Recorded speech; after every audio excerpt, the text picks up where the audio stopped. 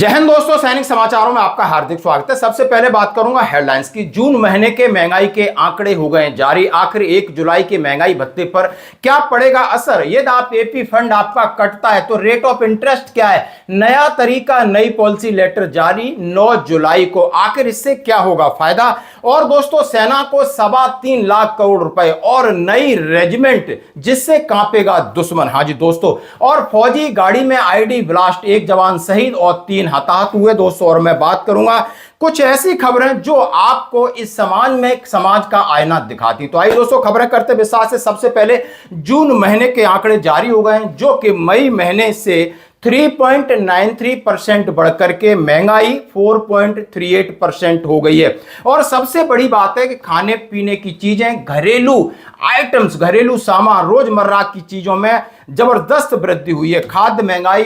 5.32%, food beverage 5.5 दर्ज की गई है। हालांकि कुछ स्टैटिक आइटम है वो कम महंगे हुए हैं। जून महीने में आम लोगों को बड़ा झटका।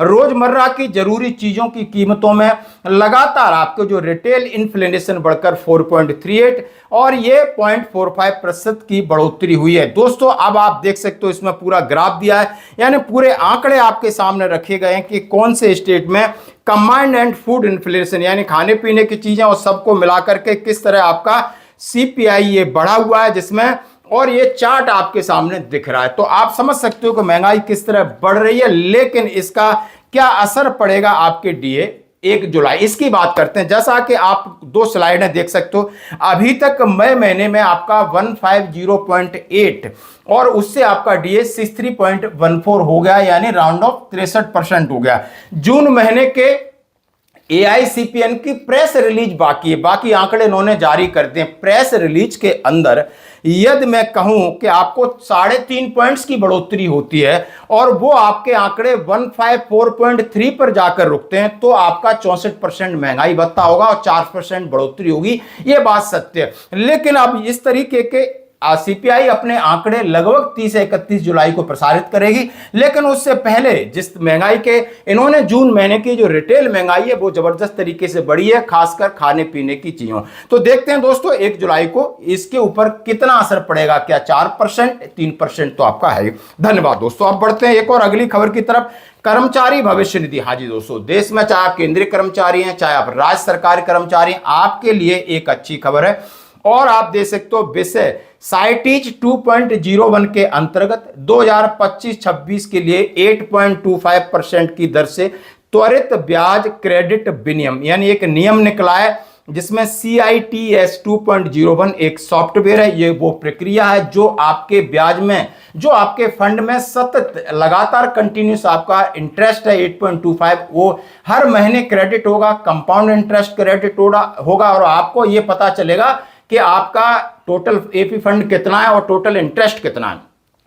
इसके लिए 9 जुलाई 2026 को अधिसूचना जारी हो गई है। कर्मचारी भविष्य निधि संगठन, employees provident fund organisation, Bharat सरकार की तरफ से आप देख सकते हो सभी सदस्य खातों में 8.25 की दर से ब्याज जमा करने के लिए वर्ष 2025-26 के वार्षिक खातों की प्रक्रिया साइटिस 2.01 शुरू हो गई है। लगभग 34 करोड़ खातों की प्रक्रिया कंप्यूटर सिस्टम में पूरी हो चुकी है और इसे अंतिम सत्यापन में अनुमोदन के लिए क्षेत्रीय कार्यालयों को उपलब्ध कराया जाएगा। और इससे क्या फायदा होगा, हमने आपको बता दिया कि आपका जो इंटरेस्ट है वो शीघ्र आपको क्रेडिट होता रहेगा, आपको पता चलता रहेगा मेरा फंड कितना है, इंटरेस्ट कितना है, हम कितना विड्रॉल कर सकते हैं, यानी एक नई पहल और नया सॉफ्टवेयर।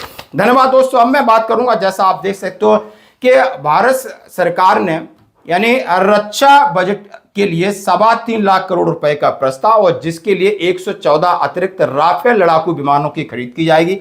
इसे मंजूरी मिल जाती है, इसे अमल में शुरू हो जाता है तो भारत के राफेल बेड़े में विमानों की संख्या 176 हो जाएगी।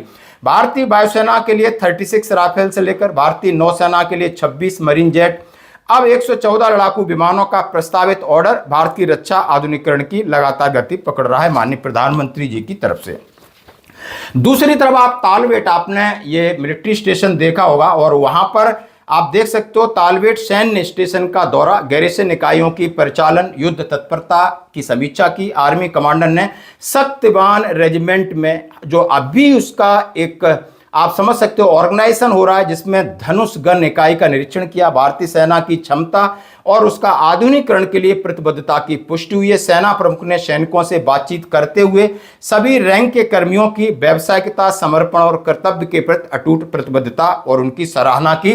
जैसा कि हमारे नए general chief of army staff general Dheeraj Seth साहब का है कि यूनिट लेवल पर आपको पूरी तरीके से तैयार रहना होगा।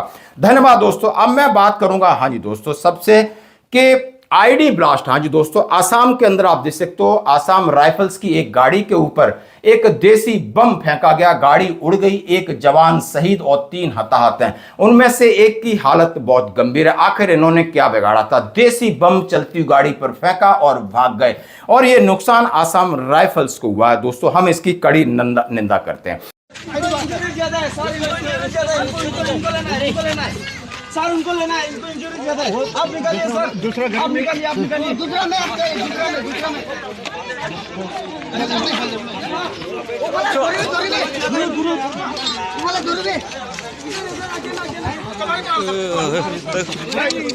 তখন নিযুক লগৰ কম্পই ব্ৰাছ হৈছে।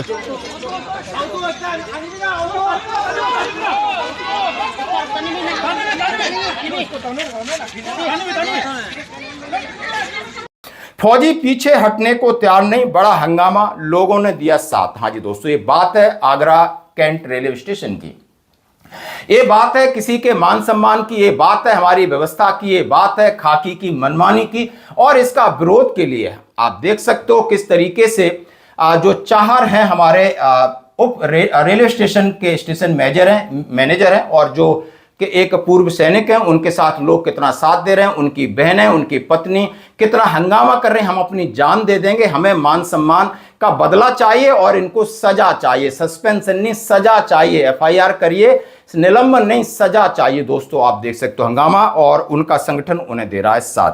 तथा अन्य खबरों में मैं आपके साथ शेयर करना चाहूंगा। हाँ जी दोस्तों, ट्रेन से उतरते ही एक पूर्व सैनिक को पड़ा दिल का दौरा और वहां पर एक डॉक्टर महेश्वरी ने सीपीआर देके बचाई जान। हाँ जी दोस्तों, ये वीडियो मैं इनको अपनी तरफ से साधुवाद देता हूं। साथ ही मैं बात करूंगा रिश्तों का कत्ल। यहाँ पे आगरा में देखिए एक प्रेमी जोड़ा है, होटल में पकड़ा है, और पकड़ने वाला कौन है? यानी उस औरत, उसका पति जो कि पीछा कर रहा था, वो कह रहा था ये हमसे पीछा छुड़ा रही हैं, 30,000 रुपये महीना मेंटेनेंस ले रही हैं, इन्होंने डोमेस्टिक वायलेंस का हम पर केस कर रखा है, मेरी एक बेटी है, बेटी किसी के घर छोड़कर अपने यानी बॉयफ्रेंड के साथ अय्यासी कर रही होटल में। तो ये सारी चीज़ें बहुत ज़्यादा देखने को मिल रही हैं। तो दोस्तों कहीं ना कहीं हमारे जीवन में हमें कहीं ना कहीं ऐसी घटनाएं सचेत करती हैं, और मैं हर एक महिला की बात नहीं कह रहा हूं, लेकिन आज किस तरीके का ट्रेंड चला हुआ है भगवान जाने। तो आज की खबरों में इतना ही, बने रही हमारे साथ। धन्यवाद।